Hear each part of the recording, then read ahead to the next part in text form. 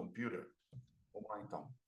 Como sempre nós fazemos, nós temos o hábito de fazer uma oração antes, já que nós vamos falar de coisas relacionadas ao reino de Deus, né? Ô, Cíntia, bom dia, querida.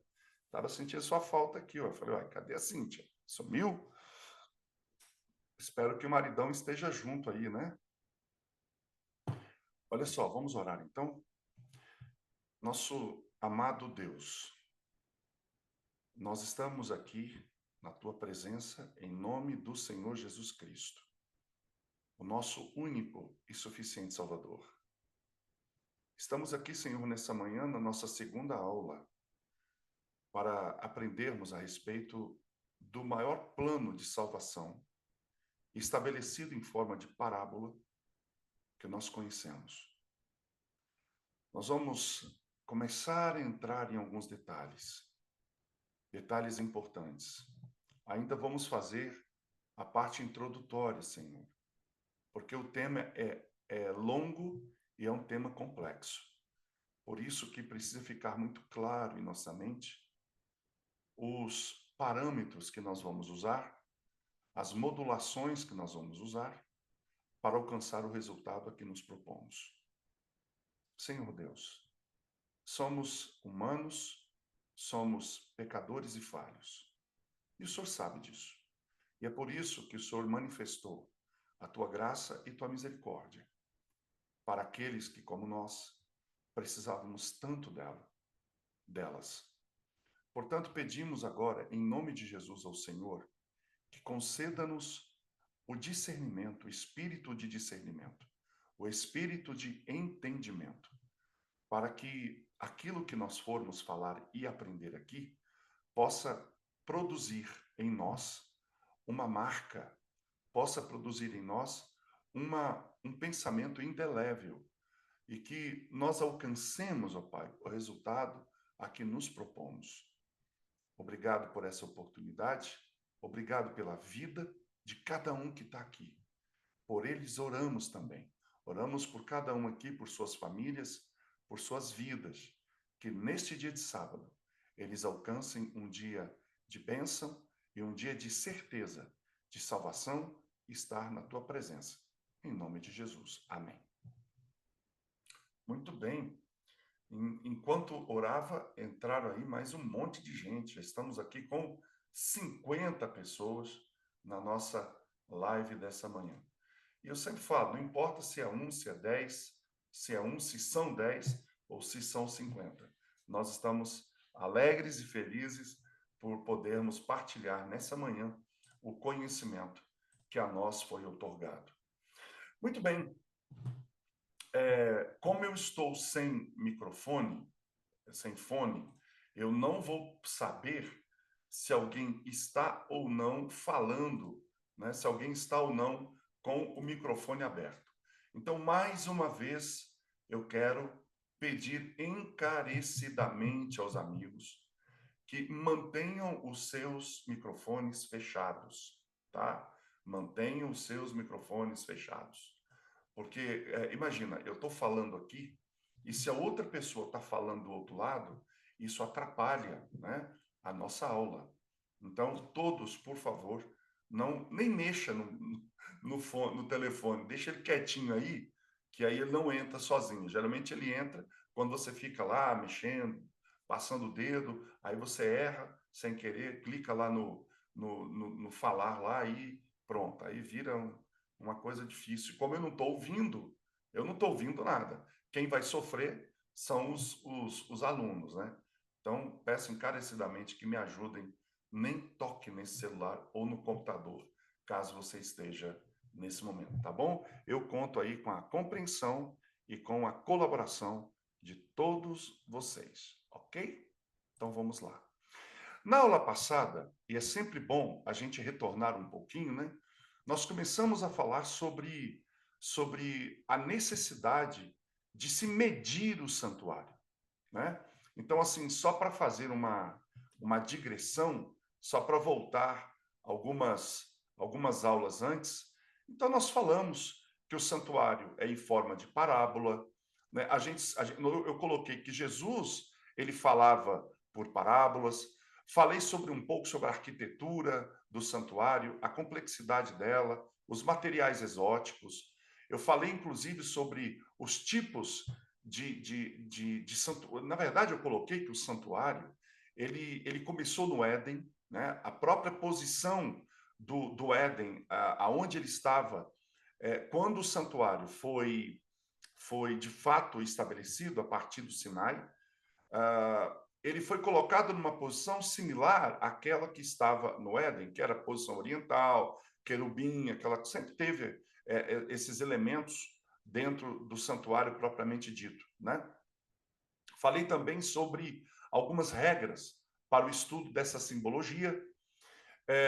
Falei também sobre o que foi colocado para o profeta Ezequiel, né? Eu comentei sobre a destruição do templo e da cidade de Jerusalém por Nabucodonosor, e alguns, inicialmente, né, foram levados para a Babilônia. Entre eles estavam duas pessoas, dois jovens, um chamava Daniel, que nós conhecemos, também os seus amigos, Sadraque, Mesaque e Abednego, como foi colocado o nome babilônico, mas na verdade eles eram Misael, Ananias e Azarias, e também Ezequiel foi levado para a Babilônia. E aí, em Babilônia, Ezequiel também tem visões, visão de um santuário, e o Senhor manda então Ezequiel medir o santuário. Ele pede para Ezequiel medir o santuário. E foi aí, nesse contexto, que nós encerramos a nossa aula de sábado passado. Então, nós vamos retomar essa questão do santuário de Ezequiel para então avançarmos no estudo de hoje. Portanto, há 4 pontos na ordem divina, há 4 pontos na ordem divina para que Ezequiel pudesse medir o templo. E quando, eu entendo que vocês vão entender, se é que já não entenderam, a necessidade de compreender a medição do templo. Lembrando sempre que o estabelecimento do santuário na terra é, na verdade, a demonstração parabólica, a demonstração em parábola, a demonstração visível de Deus, do plano maior da redenção. Quando nós olhamos para o santuário, nós vamos olhar em símbolos todo o plano da redenção. Tudo, cabalmente, do começo ao fim. Então, é por isso que nós temos que medir o santuário. Medir o santuário, nós já aprendemos que essa medição significa um estudo muito completo, uma visualização detalhada de cada item do santuário e a sua aplicabilidade, a sua simbologia, ok? Eu até pontuei que, infelizmente, eu de fato considero isso uma infelicidade, que a maior parte das denominações religiosas na atualidade, elas não parece que esqueceram de estudar o santuário. É através e a partir do santuário que nós temos uma compreensão ampla de toda a palavra. Se nós pegarmos a partir do santuário, nós vamos entender toda a extensão do Antigo Testamento, toda a estrutura do Antigo Testamento, ela sempre vai ter menção ao santuário. Se você pega o Novo Testamento e vai até o Apocalipse, o santuário está permeando, ele está desfilando por dentro das páginas das Sagradas Escrituras. Então, como eu disse, há 4 pontos nesta ordem divina para Ezequiel, e a medição do templo precisava de uma consideração bastante cuidadosa.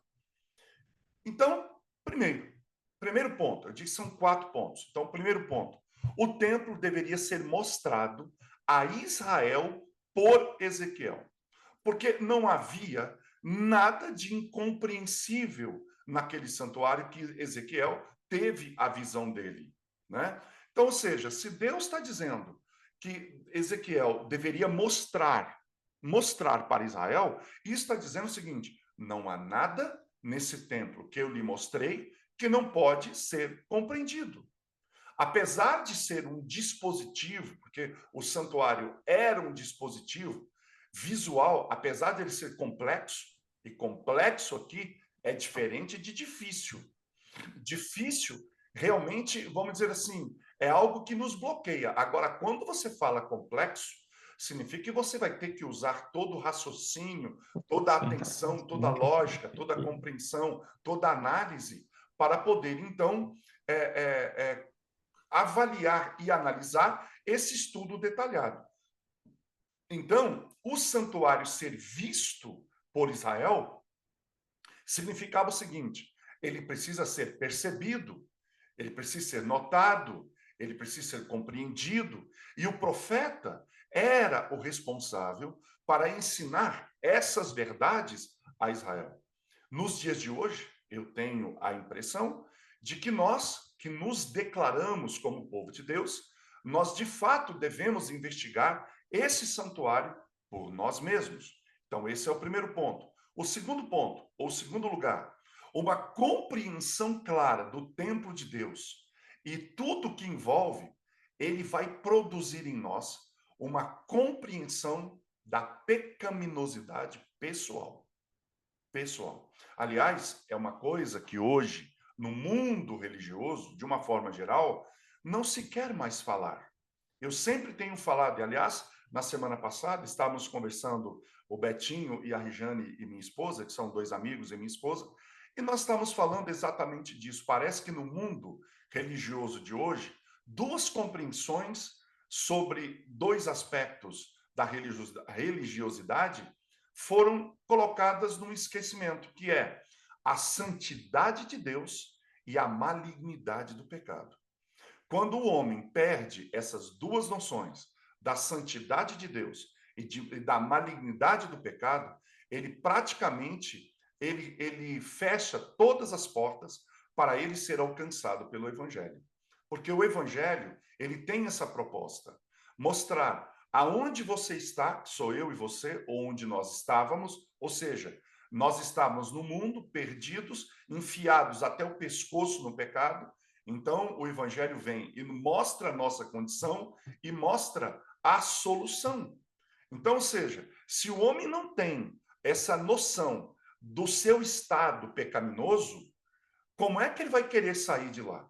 Como é que ele vai olhar para si e falar: gente, eu estou perdido. Olha a condição no que eu estou, na qual estou. E aí o evangelho chega e fala assim: olha, quando você pega a tua condição, e essa condição não é só a condição de pecaminosidade, é a condição de pecaminosidade frente a um Deus santo.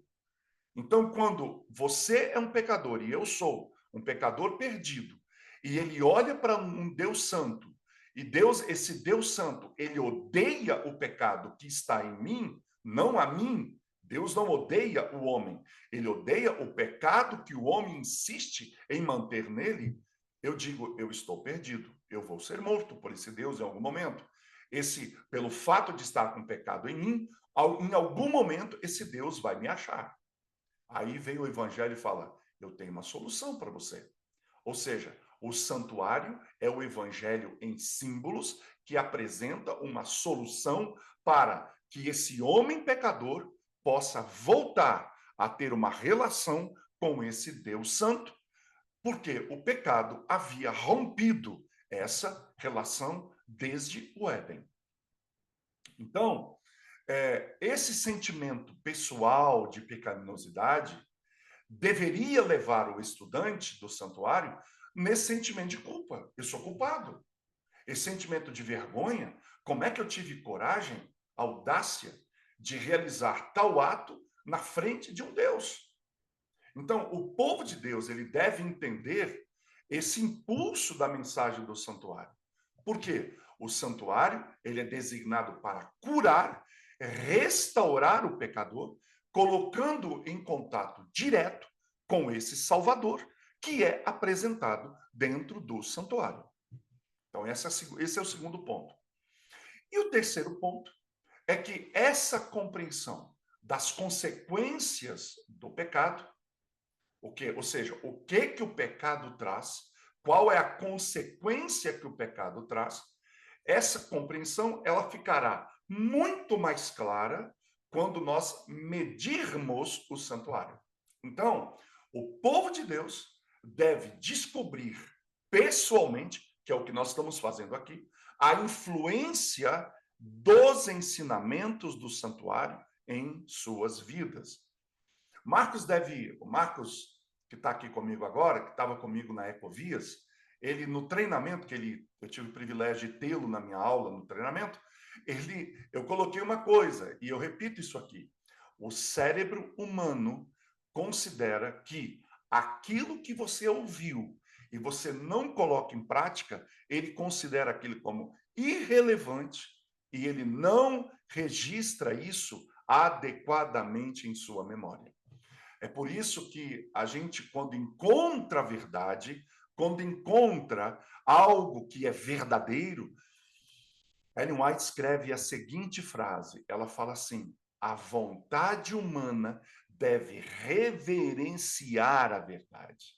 Olha que termo maravilhoso que está no capítulo do Desejar de Todas as Nações, no capítulo escrito Entre Laços. No capítulo Entre Laços, eu acho que no segundo ou terceiro parágrafo, ela escreve dizendo: a vontade deve reverenciar a verdade. Ou seja, a minha vontade deve se dobrar a essa verdade. O que significa se dobrar a essa verdade? Significa que você, em essência, você reconheceu que aquela verdade é uma verdade real e você quer essa verdade em sua vida. Então, isso é reverenciar a verdade. Portanto, quando você e eu estudamos o santuário, nós precisamos colocar em prática aquilo que nós vamos aprender. Em quarto item, o foco dessa medição, ou seja, quando você vai medir o santuário, e nós estamos fazendo, ou vamos começar a fazer a partir desse estudo, então o foco dessa medição deve estar aonde? Onde que é o foco? E nós não podemos perder isto de vista. Deve estar no padrão de onde a estrutura foi copiada.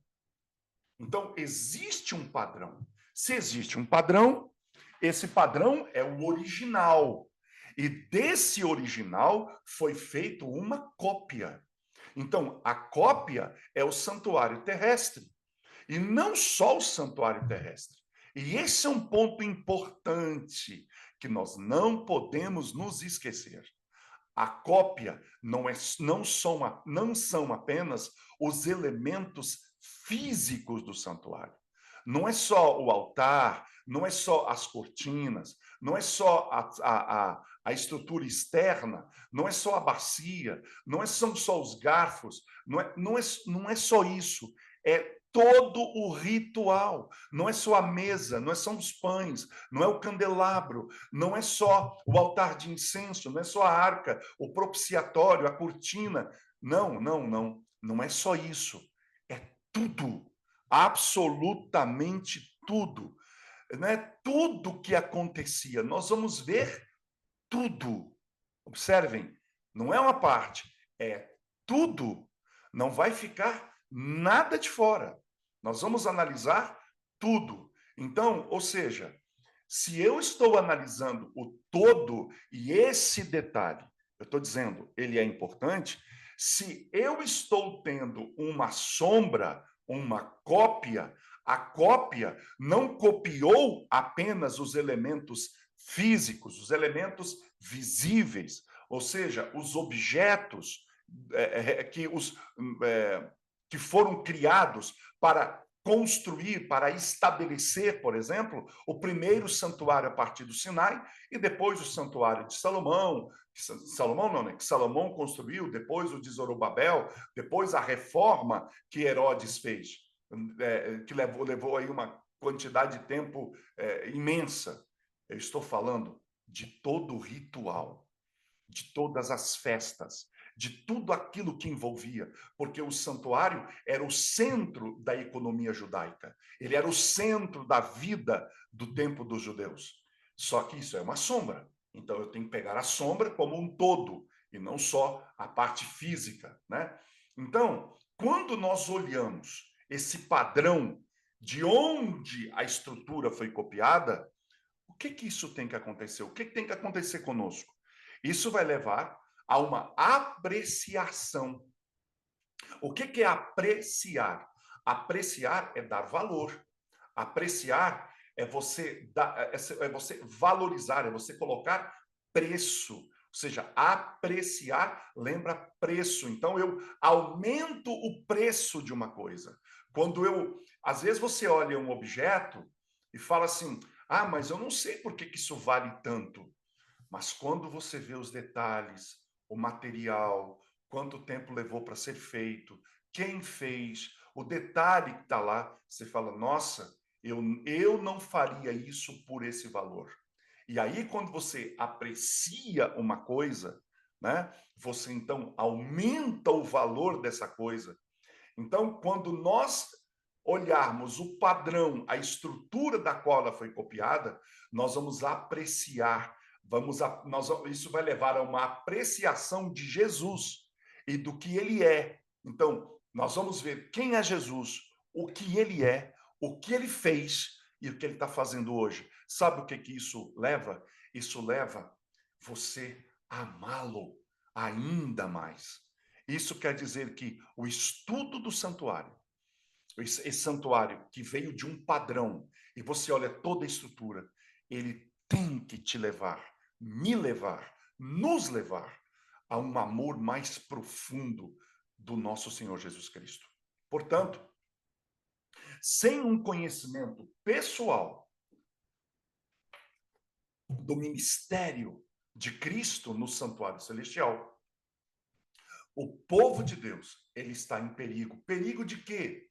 Perigo de ser levado por doutrinas, por filosofias, por estruturas religiosas, por simbologias erradas, por ideologias, né?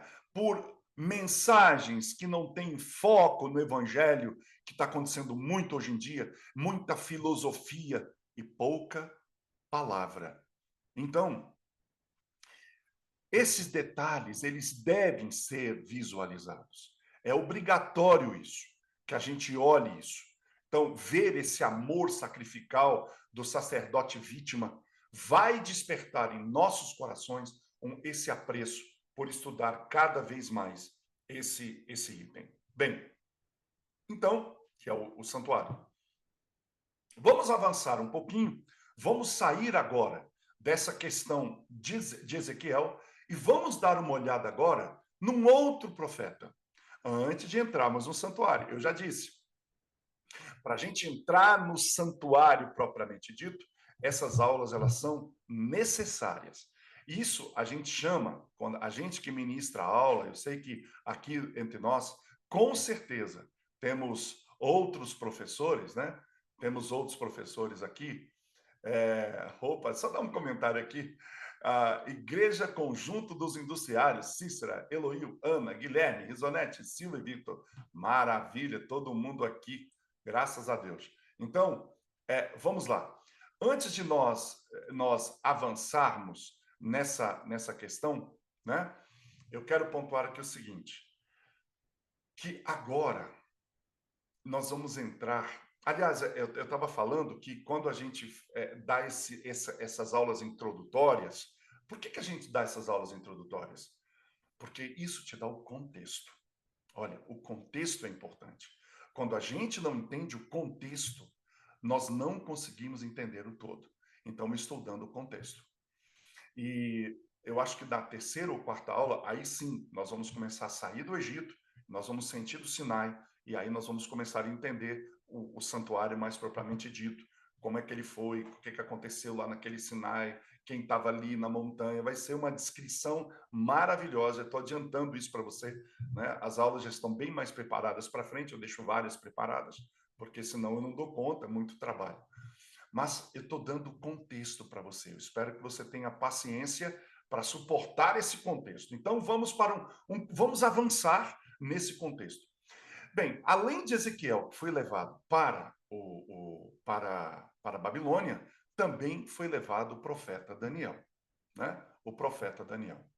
Agora, Daniel recebeu uma série de visões, né? Só relembrando, a primeira visão que Daniel interpreta, né? É a visão que Deus, na verdade, ele não interpreta. Deus que deu a mensagem para Daniel. Daniel só foi o mensageiro. Daniel não, o pessoal fala assim: "Ah, Daniel interpretou a visão". Não, Daniel não interpretou a visão. Aliás, Daniel tinha dificuldade em interpretar visões. Daniel não era um interpretador de visões. Tanto que, se nós analisarmos, por exemplo, a visão que Nabucodonosor teve da estátua, quem interpretou para Daniel foi Deus. Ele não sabia interpretar. Ele estava como qualquer um ali em Babilônia. Tanto que, quando os sábios foram chamados, os ditos sábios, eles nem imaginavam do que se tratava. E Daniel falou assim: eu também não sei. Só que eu vou orar e vou pedir a Deus que ele me dê a interpretação da visão. Então, na verdade, Daniel nunca interpretou visões. Daniel ele então recebia a interpretação e comunicou isso a Nabucodonosor. Depois, no caso de Belsazar, quando aquela mão misteriosa, que a gente sabe que mão era, escreve na parede, né? De novo, por que Daniel interpretou aí? Né? Mene, tekel, parsim.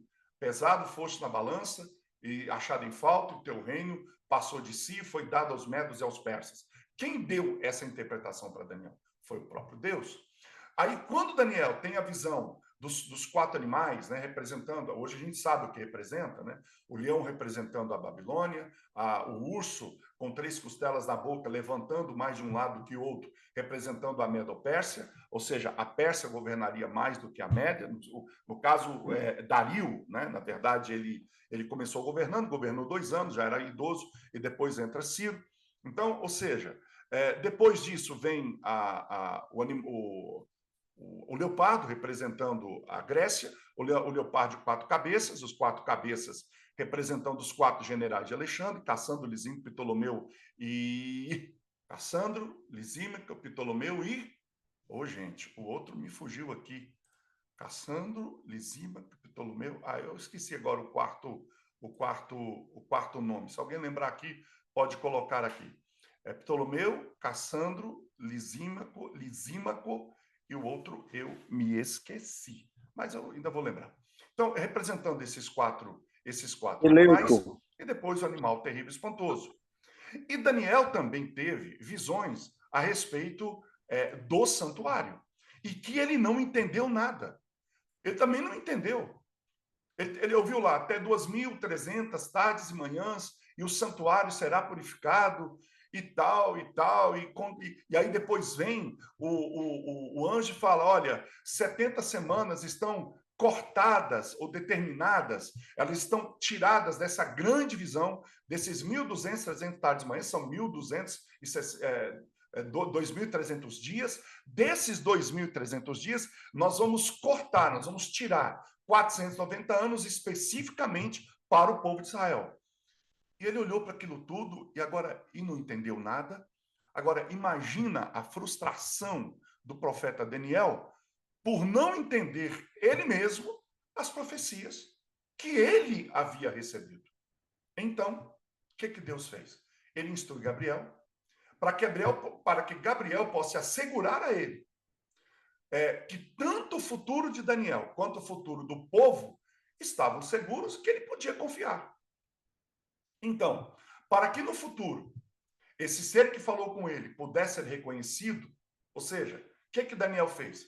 Ele falou assim, eu gostaria que no futuro o ser que falou comigo isso pudesse ser reconhecido. Então, ele registra a descrição do ser que conversou com ele. E como é que esse ser era? Então, ele descreveu o ser como um vestido de branco. Guarda isso. O ser ele estava vestido de branco, ele segurava um pergaminho lacrado.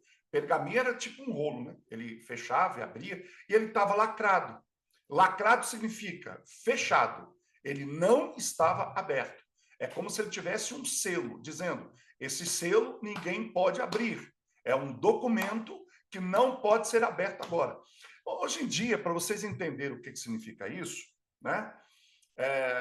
O Bolsonaro, e não é só o Bolsonaro que fez isso, não, o Lula faz isso e os governos mundiais fazem isso também. O Bolsonaro colocou sigilo em algumas coisas, sigilo de 100 anos. E agora o Lula também, né, o presidente Lula colocou também sigilo de 100 anos. Né? Por exemplo, nos Estados Unidos, aquela situação do JF Kennedy, tinha lá dizendo, olha, toda aquela investigação que a CIA fez sobre a morte de JF Kennedy, foi assassinado, aí todo mundo viu, né? Tá na TV, até hoje, se quiser ver, tá lá. Ele foi alvejado à distância, na cabeça, um tiro certeiro, fatal, enfim, matou o presidente. O que quer dizer isso? Também tinha segredos, ou seja, o governo diz assim, esse documento aqui é ultra secreto, sigiloso, ninguém pode ver, está selado, está trancado, ninguém pode ver. Daqui 100 anos, né, é isso que o governo fala, daqui 100 anos, vocês podem abrir esse documento e ver o que estava escrito lá. É a mesma coisa que estava acontecendo com isso. Ou seja, esse ser de vestido branco, segurando um pergaminho lacrado, contendo as mensagens do profeta. Agora, imagina a cena que Daniel viu. Esse ser, vestido de branco, segurando o pergaminho, eu estou repetindo isso porque é importante, nós aprendemos por repetição. Esse ser estava parado à beira de um rio e, para chamar a atenção, como quem vai proclamar algo muito importante e solene, ele ergue os braços ao céu. Ele ergue os braços, ele está dizendo, olha, estou erguendo os braços porque eu vou declarar algo muito poderoso, algo muito importante. E aí, ele declara as profecias de Daniel. Ele diz o seguinte, Daniel, essas profecias que você acabou de receber, que estão escritas nesse rolo, que estão fechadas, seladas, elas devem permanecer seladas, assim, até o tempo do fim. Depois disso, ou seja, depois que o tempo do fim tivesse passado, ele garantiu, não só a Daniel, não só a Terra, mas ao universo, que um dia o conhecimento a respeito desses temas que Daniel havia visto aumentaria à medida que os alunos, que as pessoas pudessem investigar diligentemente o seu significado. Eu quero agora mostrar a vocês a importância do contexto. Talvez alguns possam pensar assim, mas ele está enrolando para chegar ao santuário. Não, eu não estou enrolando. Eu, na verdade, estou dando aula, mostrando o contexto, para que através do contexto, quando a gente entrar no santuário propriamente dito, esses contextos, eu vou o tempo todo evocar, chamar de volta esses contextos, para que você compreenda profundamente aquilo que nós estamos aqui ensinando. Então, ou seja, observem, Ezequiel havia dito que havia uma necessidade de Israel, eu falei isso já só resgatando, tá? Já estou fazendo isso. Ele está dizendo, Ezequiel, você precisa mostrar ao povo de Israel os detalhes sobre o santuário, e esses detalhes precisam ser investigados. Agora vem Gabriel, provavelmente esse ser é Gabriel, o anjo é Gabriel, provavelmente não, ele é Gabriel. Ele vai dizer a Daniel assim, Daniel, tá vendo esse rolo fechado? Essas profecias que você recebeu, elas estão seladas. Ninguém vai entender isso agora. Ninguém vai entender. Nem você. Então, deixa eu dizer uma coisa. Vá em paz, você vai descansar, você vai falecer, você vai dormir o sono da morte. Lá no fim dos dias, você vai receber a sua recompensa. Isso é um detalhe importante para a gente começar a pensar. Poxa, se o anjo está dizendo, Daniel, você vai descansar e no fim dos dias você receberá a sua recompensa, peraí, então deixa eu entender. Isso aqui é só um comentário, tá? Não é o tema do nosso estudo, mas é algo para a gente pensar. Se a pessoa, quando morre, ela vai direto para o céu, se ela está salva, né? Como dizem muitos por aí, então por que o anjo? Eu só estou fazendo uma pergunta. Por que que o anjo disse que Daniel receberia a sua recompensa no fim dos dias? Por que que ele não diz assim, Daniel, olha só, você vai descansar e assim que você descansar, você já recebe sua recompensa? Não seria isso? Se a pessoa morre, vai para o céu, ela já não está recebendo sua recompensa? Não é assim? Já está no seio do Pai, já está na glória, como muitos dizem. Mas não, olha que interessante. O anjo diz, Daniel, você vai descansar e no fim dos dias você vai receber seu galardão. Interessante, né? Não é algo para a gente pensar? Então, voltando aqui ao assunto, né? O anjo diz o seguinte: no tempo do fim, e nós já vamos falar sobre esse tempo do fim, haveria uma investigação, ou seja, próximo do tempo do fim do quê? Do fim da profecia. Qual profecia? A 2.300 tardes e manhãs. Ou seja, no tempo do fim, quando estiver chegando o tempo do fim dessa profecia, vai começar a ter um certo interesse de algumas pessoas em estudar o seu livro, Daniel. As pessoas vão voltar e falar assim: poxa, o que, que tem nesse livro aqui que a gente precisa pesquisar?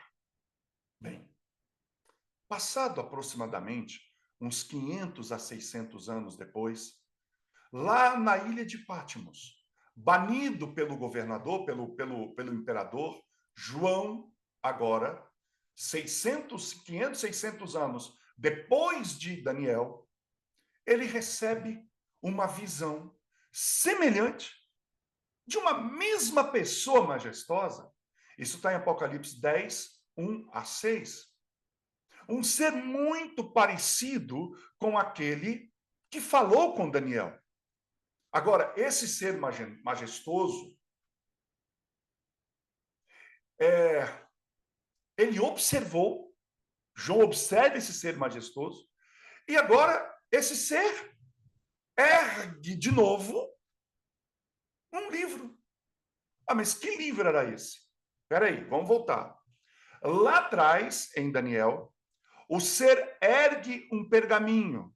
Neste pergaminho estavam as visões de Daniel, ou seja, esse pergaminho era o livro de Daniel, o livro fechado, o livro que ninguém poderia compreender até o tempo correto. 600 anos depois, 500, 600 anos depois, João, na ilha de Patmos, ele observa esse ser novamente, levantando o mesmo pergaminho, agora aberto, desse lado. Ele não estava mais aberto. O livro está, desculpa, ele não estava mais fechado. O livro estava aberto. E ele levanta esse livro na mão direita.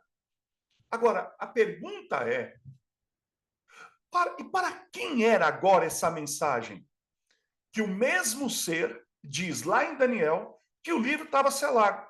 E agora ele vai dizendo para João, dizendo, João, olha, o livro está aberto, já não haverá mais tempo. Ou seja, já não haverá mais tempo do livro ser está aberto. Estudem. Vocês vão estudar esse livro agora. Vocês vão medir esse livro agora. Vocês vão analisar esse livro agora. O livro de Daniel vai ser aberto. Então, ele manda João comer o livro. Olha que doido. Que profecia doida é essa, né? Que visão é essa? Você já experimentou? Você já experimentou comer um livro? Pega aí um livro, por exemplo, um Barça, né? Que era uma coisa enorme, e tenta comer um livro, tenta comer uma folha de papel, tenta comer um pergaminho. Claro que isso é simbólico. Opa, claro, você acha que João comeu o livro de maneira literal? Claro que não. Isso era uma visão que João estava tendo. E aí o que que acontece? Na boca de João era um bolo de chocolate, né? Para quem gosta, né? Um bolo de chocolate. Era uma coisa doce, gostosa. Mas no estômago de Daniel era um chá de boldo. Nossa, uma coisa amarga, uma coisa horrorosa. Então, na boca, um bolo de chocolate. Mas no estômago era amargo. Para pensar. Tem lógica um negócio desse? Você já comeu alguma coisa que era muito doce na tua boca e que tem o poder de ficar amargo no estômago? Eu não conheço nada. Eu conheço, até porque, para pensar. Para pensar. Eu não sei se você já pensou nisso em relação a essa profecia. É o estômago que diz que está amargo ou são as papilas gustativas que estão na nossa língua que mostram que alguma coisa está amarga? Pensa bem, é na boca ou é no estômago? É claro que é na boca, né? É claro que é na boca. É a boca, é na boca que nós sentimos algo doce, algo azedo, algo de gosto ocre, algo de gosto amargo, são os sabores. Então, se não é na boca e é no estômago, o que quer dizer isso? Quer dizer que você já mastigou. Esse amargo, na verdade, é uma representação, dizer o seguinte: você comeu uma coisa doce, mas no estômago você passou mal. O amargo aqui quer dizer o seguinte: você estava tão feliz comendo essa coisa gostosa, mas o que aconteceu? Que essa coisa gostosa, essa coisa saborosa, que não tinha veneno, que era uma coisa bem preparada, bem feita, uma comida cheirosa. Nossa, que vontade que eu estou de comer isso aqui. Ou seja, João está dizendo, o anjo está dizendo para João, João, come isso aqui. E quando o João olhou, o cheiro era bom, o gosto parecia, ele põe na boca, começa a comer, nossa, que coisa gostosa, que coisa deliciosa. E ele foi comendo, comendo, comendo, comendo, e quando ele terminou de comer, ou seja, ele fez a mastigação, quando foi para digestão, a coisa ficou feia. O negócio ficou ruim. Vontade de vomitar, vontade de colocar para fora. Então, é óbvio que, como sabemos, que o comer aqui, o que era o comer aqui? O comer aqui representa o se aprofundar no estudo e no conhecimento do livro da profecia de Daniel. Então, primeiro, porque essa profecia era selada até o tempo do fim, é claro que chegaria um tempo que essas profecias seriam abertas e estudadas. Portanto, o comer a escritura, ou seja, comer o livro de Daniel, significa que haveria nesse tempo do fim um estudo de suas palavras que levaria a uma aceitação dessa mensagem na vida das pessoas. E essa questão de comer o livro não é algo que você só vai ver no caso de João. Porque quando se fala, alguém comeu o livro, João comeu o livro, foi só João, não. Por exemplo, séculos antes, Jeremias, isso está em Jeremias 15, 16, e Ezequiel 2, 8 a 10, 3, 1 a 3, eles também foram obrigados a comer as mensagens de Deus. Ou seja, essa ideia de João comer um livro não foi só dada a João. Jeremias, Ezequiel também tiveram que comer as mensagens de Deus. Mais tarde, o próprio Cristo ordenou que os seus discípulos comessem sua carne e seu sangue. E aí, quando as pessoas olhavam, falavam assim: uau, mas comer carne e sangue, Senhor? Não, não. Ele está dizendo, eu não estou falando literal. Eu estou dizendo que comer minha carne e comer meu sangue é comer minhas palavras e comer meus ensinamentos. Isso está em João 6, 48 a 63. Portanto, João, nesta visão, que estava comendo simbolicamente o livro de Daniel. Vamos de novo. Por que você fala que é o livro de Daniel, Jonathan? Porque o anjo é o mesmo, Lá em Daniel, ele levanta um rolo selado. Esse mesmo ser agora, em João, ou lá no Evangelho, lá na visão de João, no Apocalipse, ele levanta de novo um rolo. Só que o rolo está aberto. Ué, mas que rolo é esse? Só pode ser o rolo de Daniel, não tem como ser outro. Não há nenhum outro lugar que um anjo ergueu a mão e levantou um rolo, a não ser em Daniel, em João. Portanto, não pode ser outro livro, outro rolo. Tem que ser o mesmo. O ser é o mesmo. Em outras palavras, João, na verdade, ele recebe a continuidade da visão de Daniel. O anjo diz: Daniel, esse rolo aqui, que é teu livro, está selado. Ninguém vai entender nada agora. Você vai dormir, você vai falecer. No fim dos dias, você recebe seu galardão. E Daniel, pumba, morre. E o anjo espera 600 anos, 500, 600 anos, até que aparece João. Aí o anjo já vem de novo. Olha, é como se pegasse aqui, colasse, Daniel morre nesse intervalo, João continua. João, vem cá, continuando a visão de Daniel. É mais ou menos isso. O anjo não falou, mas é como se ele dissesse: João, olha, continuando a visão de Daniel, ó, aqui para Daniel eu falei que o livro está selado, mas para você eu vou dizer que o livro não está mais selado. Por quê? Porque chegará o tempo do fim. Agora, o que, que acontece? João, portanto, nesta visão, ele não é João. Ele não é João. João aqui é um representante. Ele está recebendo a visão. Ele está vivendo a experiência. Mas eu pergunto, a experiência que João está vivendo, ela é real ou ela é visionária? Ela é visionária. João está vendo o futuro. Ele está olhando para o futuro. Então, o anjo está dizendo, lembra, Deus ele usa representações teatrais para mostrar ao homem a condição e o fato e o contexto que ele quer ensinar. Então, João, nesse momento, ele vive uma cena como se fosse aqueles que viveriam isso no tempo que essa profecia deveria ser cumprida. Ou seja, João ali representava o grupo de pessoas que viveriam um tempo no futuro e que na conjuntura da história, onde já não haveria mais tempo, esse povo, então, era para esse povo que essa mensagem que estava sendo dada a João, ela era dirigida, como está em Apocalipse 10, verso 6. Essa mensagem, ela anuncia o fim da maior profecia em termos de períodos proféticos. Até 2.300 dias ou anos, então o santuário será purificado. Lembrando que na Bíblia, um dia, profeticamente falando, um dia equivale a um ano.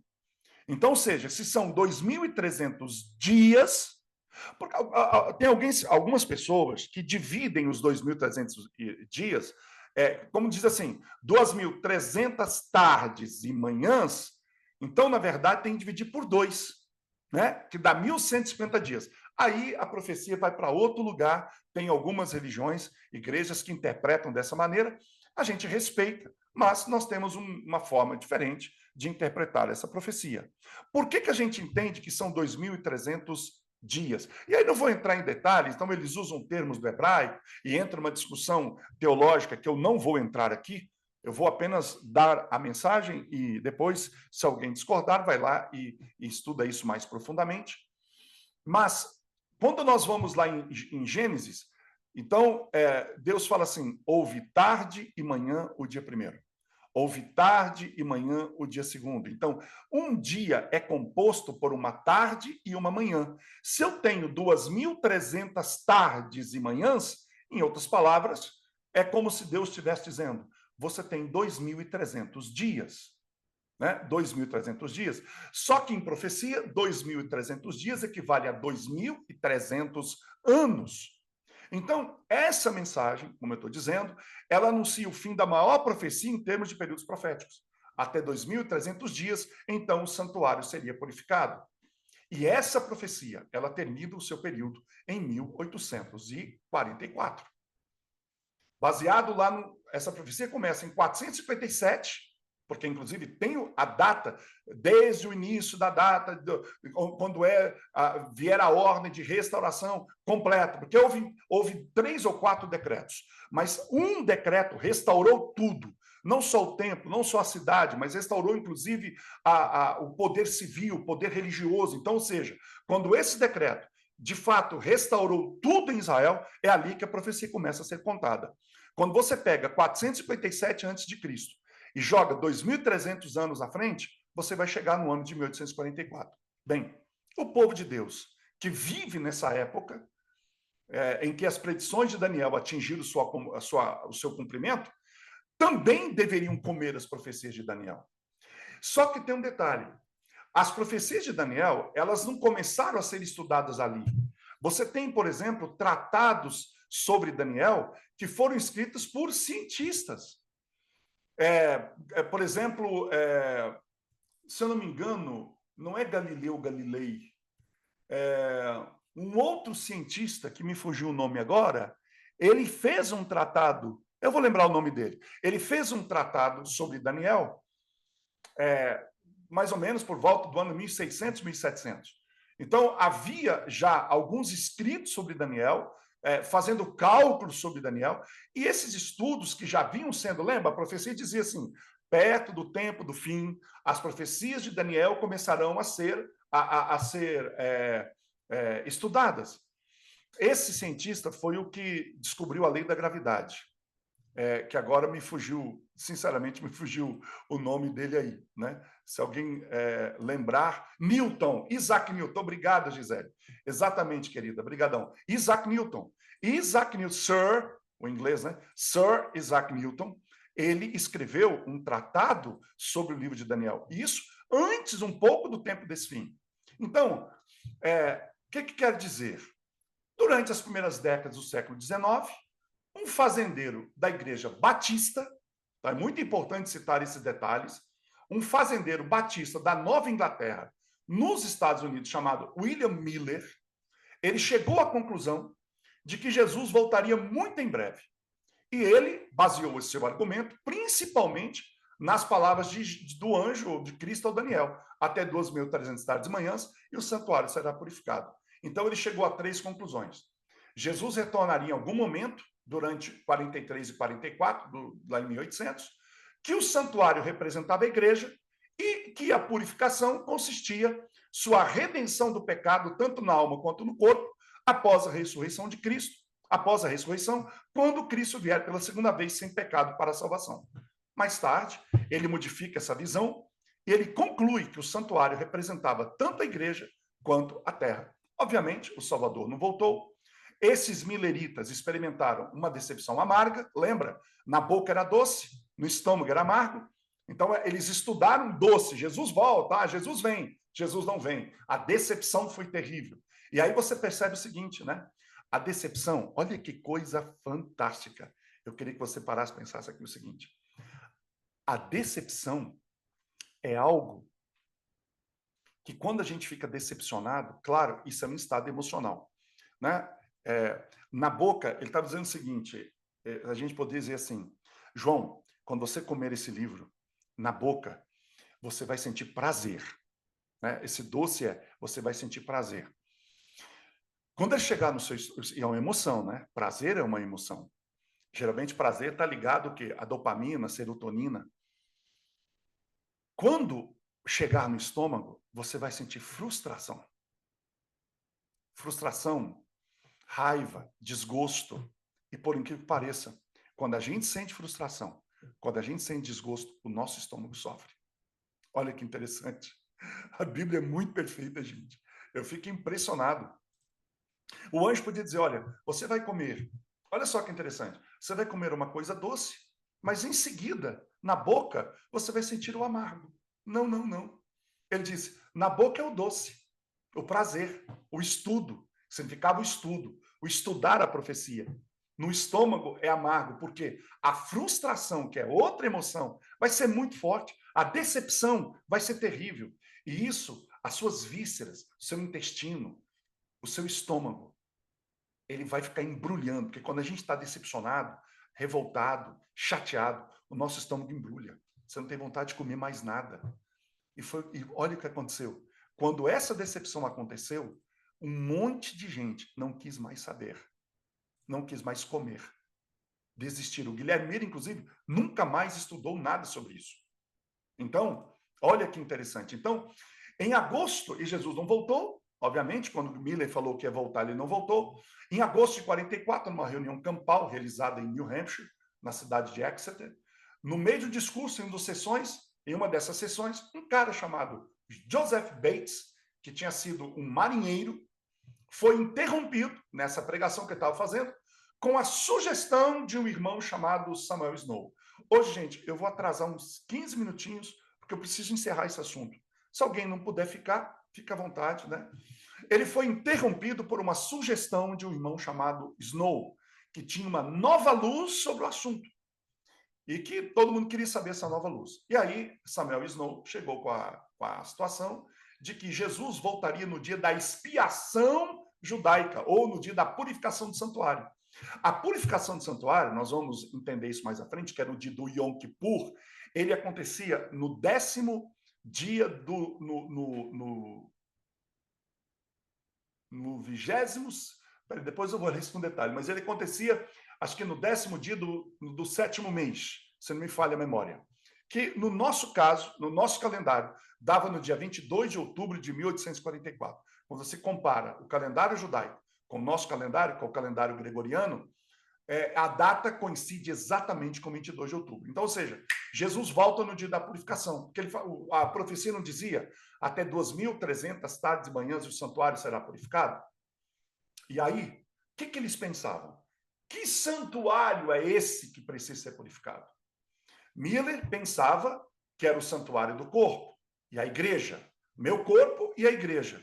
Já a Snow foi o seguinte, ele quer dizer o seguinte, olha, o santuário é a terra. A terra vai ser purificada com a volta de Jesus. Essa é a data, esse é o dia, essa é a razão. Inclusive, Snow escreveu uma carta datada de 3 de maio de 43 para Guilherme Miller. Então,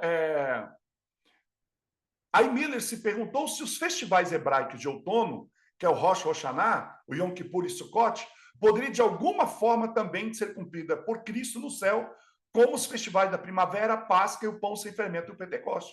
Havia sido cumprido por Cristo na terra. Sabe uma coisa? Snow pegou essa ideia e a desenvolveu. E a partir da reunião campal de Exeter, o movimento do 7º mês, que era no caso outubro, cresceu em popularidade, influência, e milhares de pessoas esperaram ansiosamente o advento de Jesus naquele dia. E aí foi a grande decepção. E mais uma vez, Cristo não veio, a mensagem doce na boca se tornou amargo como fel, e aí vejamos. O que estava na profecia de João que no momento da visão representava os sobreviventes do movimento milerita? Olha só, na profecia de João, lá em Apocalipse 10, o anjo não só disse que ele deveria comer o livro, que na boca seria doce, mas no ventre seria amargo. Ele deu uma outra ordem depois disso. O que é que ele falou? Olha, depois que você passar por essa experiência de prazer na boca, essa emoção, e a insatisfação, o desgosto, o amargor, depois, por causa da decepção, porque a gente achou que era uma coisa e não era, pensou que Jesus voltaria e não voltou, depois que passar por esse processo de alegria e tristeza, felicidade e decepção, emoções contraditórias, você precisa fazer uma outra coisa, João. Lembra, João está sendo o representante de alguém que viveria muito tempo depois dele. Deus está usando João como modelo para mostrar o que aconteceria depois. Aí ele vira para João e fala assim, é necessário que você profetize novamente, que você pregue novamente, sabe? Para muitas nações, povos e línguas. O que ele está dizendo? Isso que aconteceu aqui, essa decepção, vai levar vocês. Um grupo vai desistir.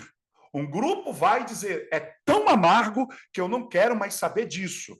Foi o que aconteceu com milhares deles. Ninguém quis mais tocar no assunto. Mas ele diz assim, olha, apesar da decepção, apesar da frustração, você precisa pregar outra vez. Vai ter alguém, vai ter um povo, um povinho pequenininho, que vai sobrar. Por isso que é o remanescente. O remanescente é o que sobra. Vai sobrar desses, porque veio gente de tudo quanto era igreja, gente. Batista, metodista, tinha wesleyanos, tinha anabatistas, era um monte, era um movimento que muitas igrejas na época se envolveram. Então, desse pequeno grupo, um grupo vai pregar outra vez para nação, tribo, língua e povo. Ou seja, agora era uma mensagem para uma audiência internacional. E aí, o anjo continua dando visão a João. E aí já chegamos no capítulo 11 do Apocalipse. Então, nas palavras do Espírito, João foi instruído. Olha só. João está sendo ali de novo, guardem isso. Ele é o representante de um povo que viveria naquele tempo. Então, João agora, no capítulo 11, está em Apocalipse 11, 1, ele diz assim, levanta e meça o templo de Deus, o altar e os que nele adoram. Ou seja, nós já aprendemos, olha como o contexto é importante. Nós aprendemos que medir significa estudar, significa analisar em detalhes. Então, eu vou traduzir o texto de Apocalipse 11, 1 para você. Ele diz o seguinte, João representando o povo que viveria nessa época. É como se Deus tivesse, através de João, dizendo para o povo que vivia nessa época, o povo, vocês vão ter que levantar, vocês vão ter que estudar de novo o templo, o altar e os que nele adoram. Então, por meio desse estudo cuidadoso do santuário, eles começaram, esses remanescentes, através do estudo cuidadoso do santuário, o remanescente dos mileritas descobriu o tema da sua proclamação. Por quê? Porque o anjo diz assim para João, João, você vai ter que, de novo, proclamar para o mundo. Proclamar o quê? O que nós vamos proclamar?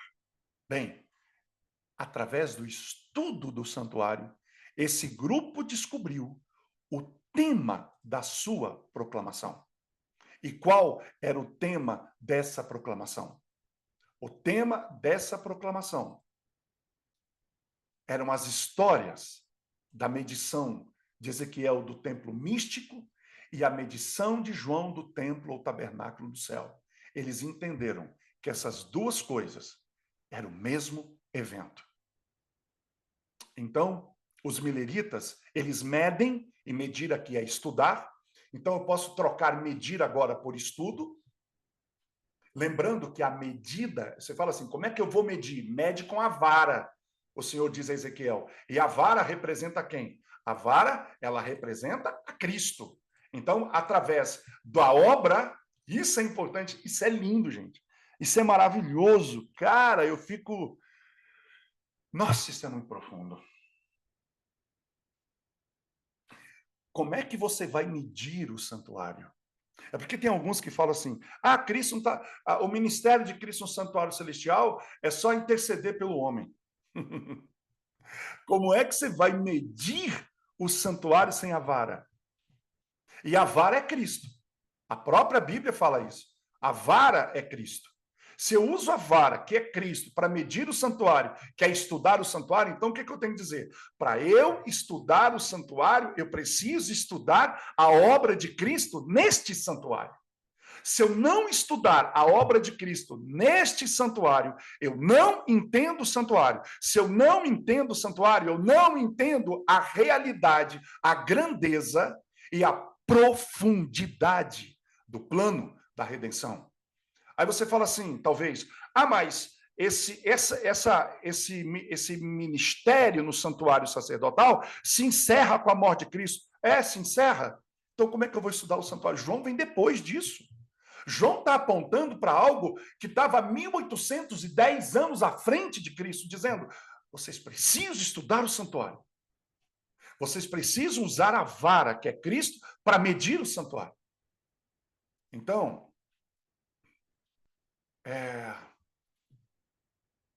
os anos que se seguiram a esse desapontamento foram muito difíceis para Guilherme Miller. Como eu disse, muitos deles desistiram completamente da fé, mas um pequeno grupo continuou os estudos. E eles disseram, a Bíblia não pode estar errada. Só pode estar errada uma coisa, a nossa interpretação dela.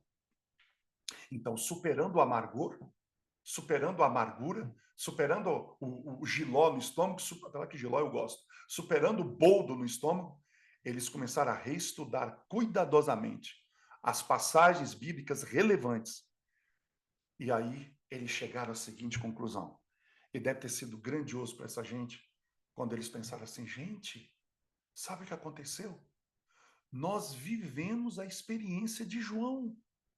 O que aconteceu com João na visão lá em Apocalipse, aconteceu com a gente. Olha, Guilherme Miller, de uma forma mais profunda, começou a estudar as profecias. Nós acreditamos nela. Ficamos todos empolgados, todos felizes. Ficamos depois decepcionadíssimos. Decepcionamos 2 vezes. E mais na segunda vez. O que nós temos que fazer? Nós temos que investigar toda a mensagem de Miller, que tratava da purificação do santuário. E à medida que eles avançavam, o plano da salvação veio claro para o entendimento dele. Todos os dias eles descobriam novas belezas nas páginas sagradas. Como que aquilo se harmonizava. Uma escritura explicando a outra. Nenhuma palavra usada em vão. Sabe? Eu contei essa breve história aqui para dizer que, da mesma maneira que aqueles pioneiros, em seu estudo dos tipos e símbolos do santuário, hoje, eu e você temos que entender que nenhuma palavra usada em relação ao santuário, ela é em vão. E é a este tipo de trabalho detalhado que se deve dedicar ao estudo do santuário. Cada símbolo em particular deve ser medido aqui é estudado.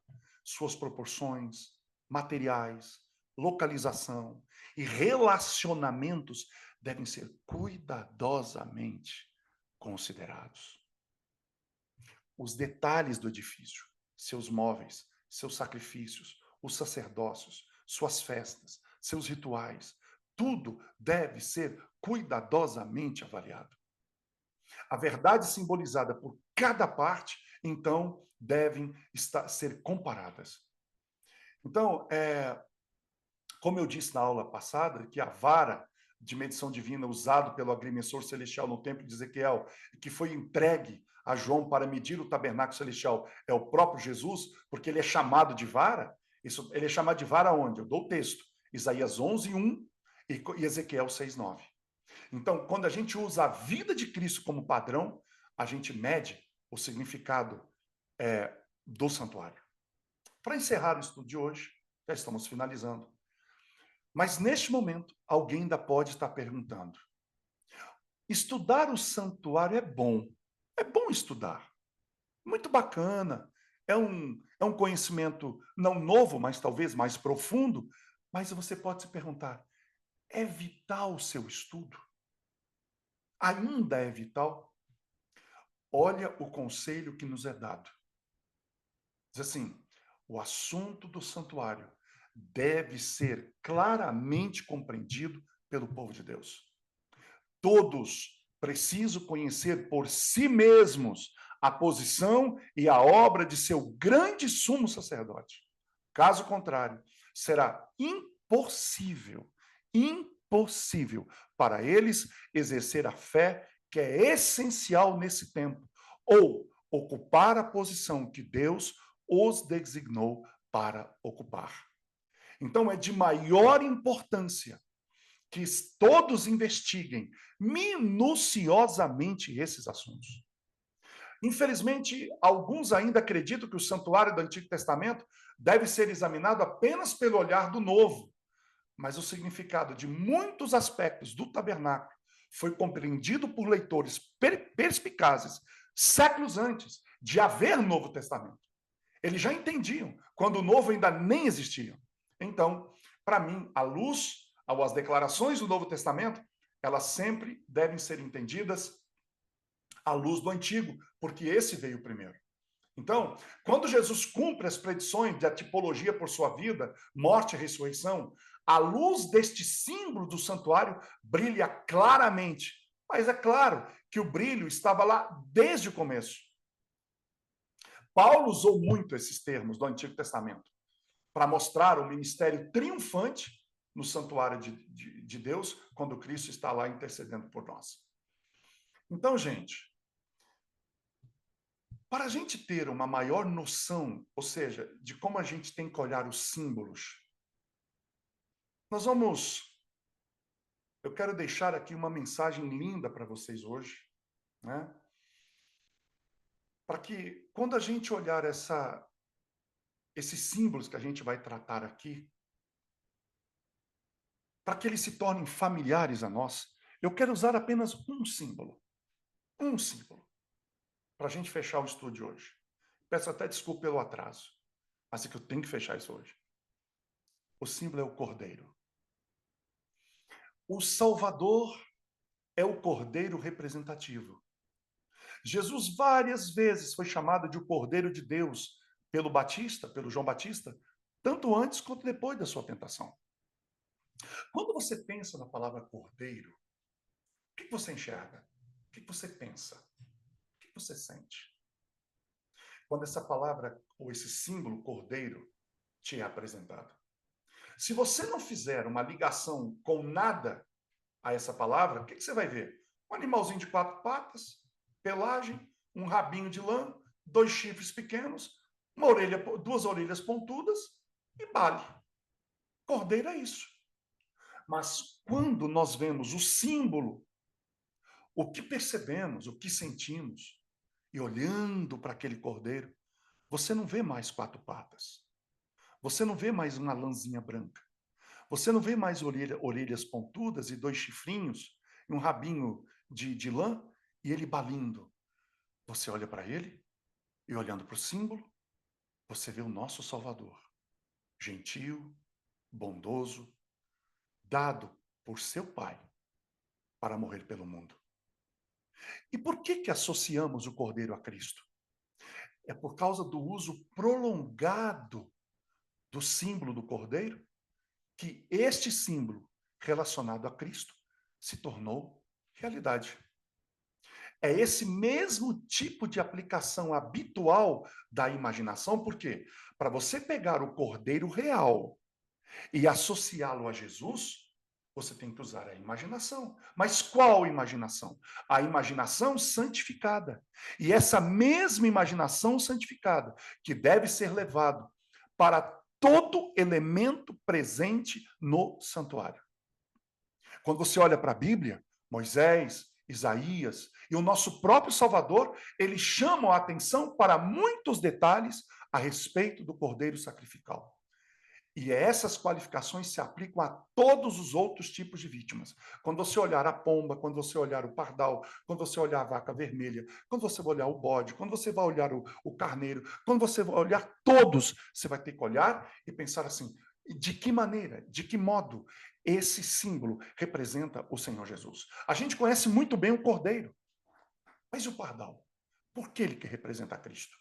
E a rolinha, por que ela representa Cristo? E a pomba, por que ela representa? E quando você olha para a vaca vermelha, que nós vamos estudar mais à frente, por que ela representa Cristo?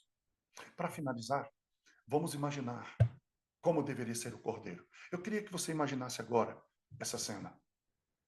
O cordeiro, e com isso eu encerro, de verdade, o cordeiro era separado pelo seu dono. Ele deveria permanecer o mais próximo do cordeiro possível durante algum tempo.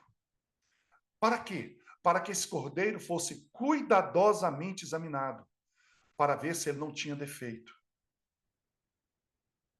E não era raro, nessa aproximação, o dono do cordeiro se afeiçoar àquele cordeiro, como se fosse um animalzinho de estimação. Esse cordeiro devia ser inocente, jovem, impecável e fornecido gratuitamente pelo dono do gado das 1000 colinas. Então, o penitente pegava esse cordeiro, atravessava todo o acampamento com esse cordeiro amarrado em uma corda. E esse cordeiro, então, era apresentado no altar por esse penitente voluntário. Ele pegava agora esse cordeirinho, ele amarrava com cordas as suas patas traseiras e dianteiras e jogava esse cordeiro, que havia estado com ele durante alguns dias em sua casa, brincou com seus filhinhos. Agora, ele, com os seus joelhos, ele se dobrava sobre esse animal, esmagando-o contra a terra. Ele apertava esse animal contra a terra, para que ele não se debatesse, jogando todo o peso do seu corpo sobre esse animal. E agora, deliberadamente, com uma faca, ele degolava a garganta do animal, matando ali o seu substituto indefeso. Quando você olha para essa cena, essa imaginação solidariza com a vítima.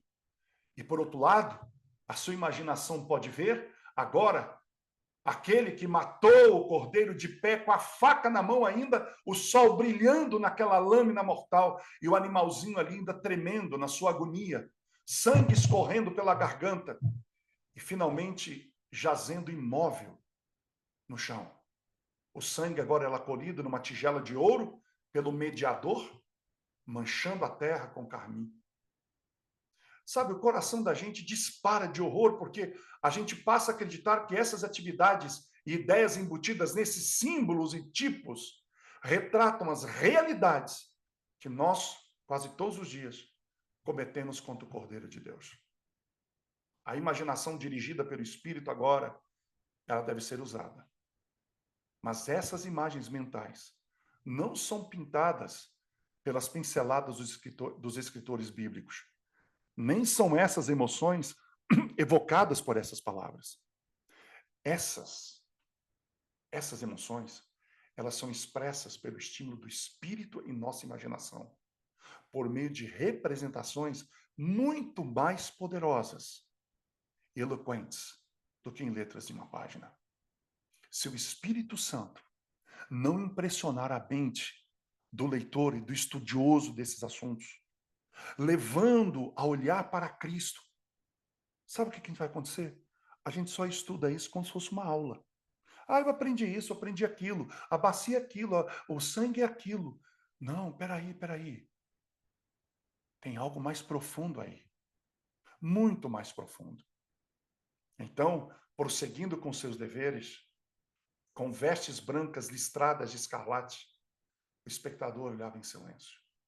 O sangue do sacrifício incorpora todas essas noções, mas que por si só não é suficiente para salvar. A ideia bíblica, ela deve ser internalizada. Então, para recapitular, nós vamos estudar todo o contexto do santuário. Todo o contexto. E aí, na próxima aula, nós vamos aprender o quê? Nós vamos aprender o seguinte tema. O santuário no céu é um mito ou é uma realidade? Então, eu dei os conceitos sobre o que é estudar o santuário. 2 aulas para isso. A próxima aula, nós vamos estudar o santuário no céu. É um mito ou é uma realidade? Eu vou abrir agora o grupo do santuário, como eu faço todas as vezes. Tá aqui, santuário. Estou abrindo aqui para você colocar aqui. Eu gosto de ouvir isso. Acho que é importante. É um feedback que a gente recebe das nossas aulas. Enquanto isso, nós vamos orar. E se você quiser mandar aqui no grupo do santuário suas mensagens, o que esse estudo impactou na sua vida hoje, o que isso foi importante para você, o que isso trouxe de profundidade e conhecimento para você, você pode agora comunicar no grupo do santuário. Vamos orar. Nosso Deus e Pai, obrigado pelo estudo que tivemos essa manhã, Senhor. Eu quero pedir que essa mensagem, esse estudo, essa aula, ela não seja em vão na mente de cada um. Que através do estudo do santuário, nós vejamos Jesus, nós vejamos Cristo. e nós compreendamos o incrível, incomensurável e o incompreensível amor do Senhor Jesus por nós. Dê-nos um sábado de bênção na tua presença, em nome de Jesus. Amém. Bom sábado, Deus abençoe vocês e até sábado que vem, se Deus quiser. Feriado.